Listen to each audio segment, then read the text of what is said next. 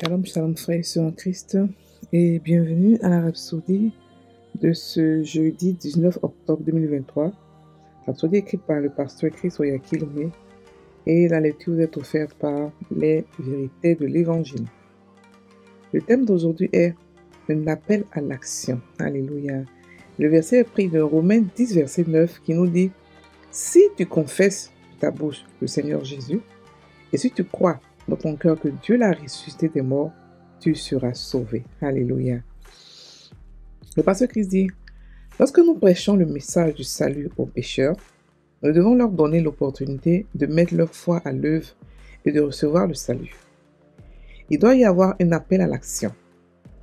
Si nous ne leur donnons pas l'opportunité de mettre leur foi à l'œuvre sur le message, la semence semée dans leur cœur pourra être perdue. Satan peut la voler de leur cœur. On peut le lire dans Matthieu 13, versets 18 à 19. La preuve que la semence de la parole de Dieu a pris racine dans le cœur de quelqu'un est sa réponse et son acte de foi. Jusqu'à ce qu'une personne réponde avec foi, on peut dire qu'elle n'a pas vraiment entendu la parole. Lorsque la parole est véritablement entendue, elle produit la foi sur l'individu. Alléluia. La foi vient de ce qu'on entend. Romains 10, verset 17. Et la foi est la réponse de l'esprit humain à la parole de Dieu. La réponse est donc si importante. C'est la même chose que lorsque nous rendons ministère aux malades. Prenons comme exemple ce que Paul a fait à Lystre. Un homme infirme depuis sa naissance écoutait attentivement les enseignements de Paul. La Bible dit que Paul aperçut que l'homme avait la foi pour être guéri, a fixé le regard sur lui et a ensuite ordonné « Mets-toi sur tes pieds ». L'homme se leva d'un bond et marcha glorieusement guéri. Alléluia. En rendant ministère aux gens, qu'il s'agisse des pécheurs, des malades, des opprimés ou déprimés, nous devons leur donner des instructions claires pour que leur foi soit activée. Ne vous contentez pas de prêcher la parole et de les laisser se demander quoi faire ensuite. Incitez-les et laissez-les agir leur foi sur les paroles qu'ils ont reçues. Alléluia. Même maintenant, en lisant ceci, si vous n'êtes jamais né de nouveau, allez à la page La prière du salut, la page 76, et faites cette prière. Pensez-la de tout votre cœur et immédiatement vous serez sauvés, transférés dans le royaume de Dieu. Alléluia. Fin de la rhapsodie. Alors, le pasteur nous explique qu'ici, la foi est d'une autre manière. Il dit un appel à l'action. Il nous dit ici que la foi provoque l'action. Il nous dit que la foi sans action n'est pas vraiment la foi.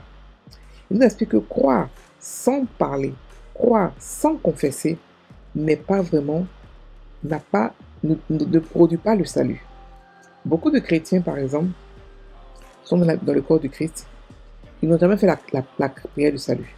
Ils ne savent pas qu'ils ne sont pas chrétiens. La Bible dit que si tu confesses de ta bouche le Seigneur Jésus, et que si tu crois dans ton cœur que Christ l'a ressuscité des morts, tu seras sauvé. Ça veut dire que croire seulement, sans confesser, ne donne pas de résultat de salut. Croire en Dieu, oh je crois en Dieu, mais si tu n'as pas confessé qu'il est Seigneur, après avoir cru, tu n'es pas encore sauvé. Donc pour ceux qui n'ont pas fait la confession de salut, de foi, vous pouvez le faire à la fin de cette rhapsodie, je vais le faire avec vous, vous pouvez répéter avec moi. Il y a des chrétiens qui se disent qu'ils sont nés chrétiens. On ne naît pas chrétien, on devient chrétien. On fait la prière du salut, on fait la prière du salut et on devient chrétien. Pour ceux qui sont nés dans des familles chrétiennes, le salut il est personnel. Ton père ne va pas accepter Jésus pour toi. Parce que quand tu es né, tu as reçu, Dieu t'a donné le contrôle de ta vie. Donc tu es au contrôle de ta propre vie. Tu peux accepter ou refuser Jésus. Même si tous tes parents sont chrétiens, tu peux le faire. Donc c'est pour cela qu'il donne l'opportunité à chacun d'accepter Christ par lui-même. Donc lorsque nous prêchons le salut aux gens, le pasteur nous dit que nous devons comprendre que lorsqu'on parle, il doit avoir une réaction de leur part. Et la réaction doit être le fait de vouloir accepter Christ. Lorsqu'ils acceptent Christ, ça veut dire qu'on leur a donné l'opportunité à eux de pouvoir faire marcher leur foi. Et c'est là qu'ils reçoivent la foi à la manière de Dieu. C'est là qu'ils reçoivent la foi de Dieu. Parce qu'on a la foi des hommes, on a la foi des humains et on a la foi de Dieu. La foi de Dieu, on la reçoit lorsqu'on devient chrétien. Et Dieu a dit quoi? Ayez la foi de Dieu. Lorsque le figuier a été séché et ses disciples étaient choqués, maître, le figuier que tu as maudit a été séché. Il dit oui, ayez la foi de Dieu. Ça veut dire quoi? Ayez la foi à la manière de Dieu. Ça veut dire que la foi divine, ayez cette foi-là. Parce que la foi humaine ne peut rien faire, mais la foi divine, elle fait toute la différence. La foi humaine fait beaucoup de choses, excusez-moi, mais la foi divine va au-delà de cela. La foi humaine peut toi-même te guérir ou faire des choses par rapport à toi. C'est-à-dire que le plan personnel, mais la foi divine, elle dépasse les limites de la foi humaine. Elle prend en compte plusieurs personnes dans la foi. Elle est vraiment glorieuse, elle est puissante et elle c'est la foi de Dieu. C'est la foi qui crée, qui appelle à l'existence ce qui n'existe pas, qui appelle ce qui n'existe pas comme si les choses étaient. Ça, c'est la foi divine. Donc, il nous explique ici que la foi sans les œuvres n'a pas de sens. Si vous parlez de Christ à quelqu'un et que la personne ne prend pas la décision de devenir chrétien par sa confession, ça veut dire que le message n'a pas encore été ancré dans son cœur. Ça veut dire qu'il n'a pas encore eu la révélation du message. Parce que la révélation pousse à la foi. C'est pour ça que le pasteur a donné comme définition que la foi est la réponse de l'esprit humain à la parole de Dieu. La foi divine est la réponse de l'esprit humain à la parole de Dieu. Ça veut dire que c'est quand tu entends la parole de Dieu et que tu réponds, c'est que tu as manifesté ta foi, tu as pratiqué ta foi. C'est un truc qui vient naturellement. Tu as entendu parler de Dieu et ton cœur a été bougé, automatiquement tu veux l'accepter. Donc tu fais marcher ta foi. Ok? Tu fais marcher ta foi. Donc, donc quand quelqu'un n'a pas vraiment fait la confession de foi, après avoir entendu la parole de Dieu, ça veut dire qu'il n'a pas manifesté sa foi. Ok? Ça veut dire que la foi vient de ce qu'on entend. Et ce qu'on entend vient de la parole de Dieu. Ça, c'est pas de la foi divine. Pas de la foi humaine, pas de la foi divine. Donc cette foi-là, elle vient lorsqu'on entend la parole de Dieu. La parole de Dieu crée en nous une foi. La première fois qu'on reçoit la parole de Dieu, on rentre dans le corps de Christ, on reçoit la foi à la manière de Dieu. Et après ça continue. Quand on entend encore la foi, cette foi-là augmente. La parole de Dieu, cette foi-là augmente. Et elle devient maintenant grande. Donc, et si le pasteur aussi explique aussi comment est-ce que à Lystre, on l'a guéri, un homme a été guéri par sa propre foi. Vous savez, lorsqu'on prêche l'évangile, lorsqu'on guérit les malades, Jésus a guéri les malades de plusieurs manières. Par l'amour qu'il avait pour les gens, l'amour guérit les malades, oui, par la foi des gens, par lui-même sa foi et par l'onction. Vous comprenez? Donc je répète, par l'amour que lui avait pour les gens, l'amour qu'il guérissait, la compassion qu'il avait guérissait, par la foi de ceux qui devaient guérir, par lui-même sa foi, par l'onction et par la parole de Dieu. Donc, quand vous comprenez que c'est comme ça que tout le monde peut être guéri, vous devenez à votre tour des guérisseurs. Donc ici, on nous parle de Paul qui a perçu que le monsieur infirme avait la foi. Donc, il s'est appuyé sur la foi de ce monsieur-là pour lui faire des confessions, pour qu'il obtienne sa guérison. Donc, vous comprenez à quel point la foi est puissante. Elle fait des choses grandioses. Le corps de Christ doit comprendre ce que c'est que la foi. La foi est très facile à comprendre. La Bible nous dit que la foi est une ferme assurance des choses qu'on espère. Une démonstration de celle qu'on ne voit pas. Ça veut dire quoi? La ferme assurance veut dire que la foi est la preuve de ce qu'on veut avoir. Par exemple, tu veux acheter une voiture, ou tu veux voyager, ou tu veux aller à l'école. Quelle est ta preuve que tu as? La preuve, c'est que dans ton esprit d'abord, dans ton imagination, tu te vois voyager. C'est la première preuve. Ensuite, comme Dieu est bon, on a encore d'autres preuves. Tu parles dans la parole. Dieu te dit quoi par rapport à cela? Est-ce que ton envie de voyager, est-ce que c'est motivé par quoi? Par l'amour ou par autre chose? Si c'est par l'amour, ça veut dire que ça a été purifié par la parole de Dieu. Donc ça veut dire que c'est agréé de Dieu. Vous comprenez? Ou par rapport à ta mission. Quand tu as une relation avec Dieu, tu sais où tu pars ta mission. Donc tu sais que c'est agréé de Dieu. Quand tu sais que c'est agréé de Dieu, c'est encore une autre preuve de la parole. Donc tu penses à ça, c'est qu'il y a une preuve, plus ton imagination, plus ce que tu vas recevoir dans ton esprit, comme la joie, la paix, des révélations, des prophéties, et tout sont des preuves. La foi est une ferme assurance de ce qu'on espère. Donc, ce sont cette ferme assurance que tu as pris. Maintenant, il dit une démonstration de celle qu'on ne voit pas. Ça veut dire que, comme tu as vu dans ton esprit que tu vas voyager, tu pars maintenant commencer à faire les démarches pour voyager. Ça, c'est la foi.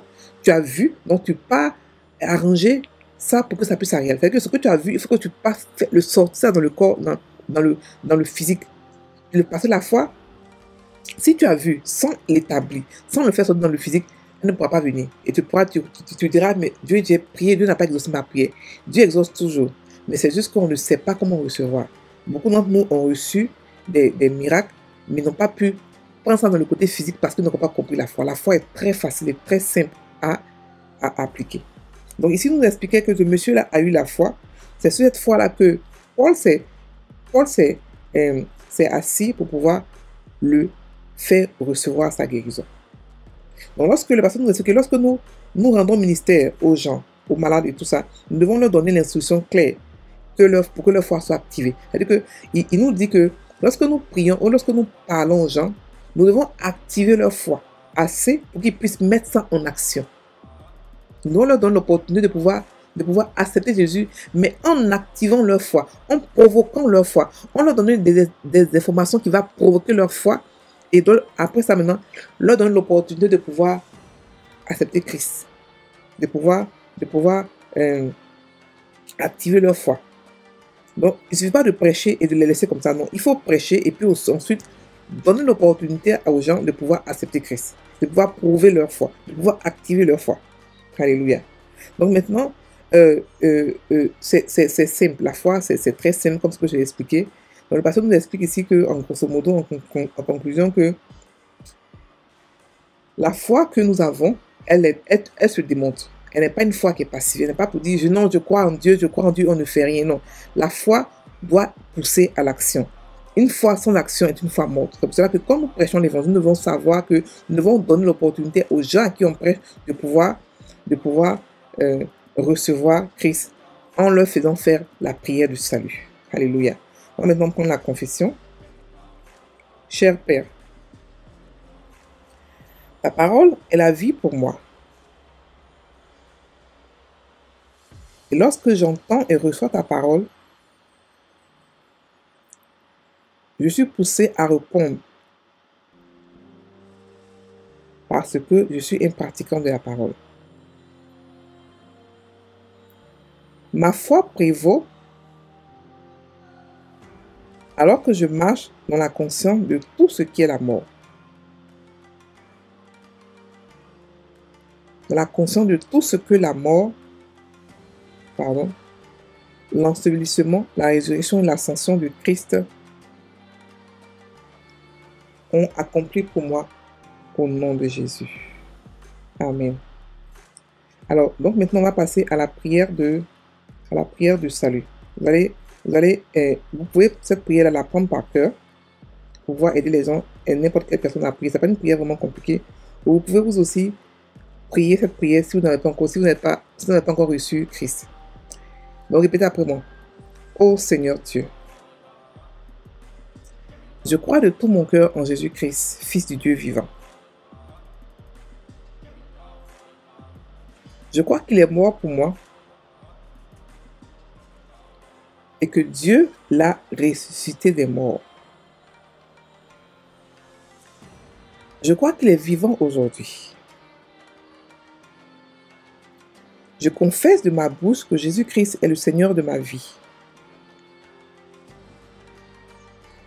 À partir d'aujourd'hui. Par lui et en son nom, j'ai la vie éternelle. Je suis né de nouveau. Merci Seigneur d'avoir sauvé mon âme.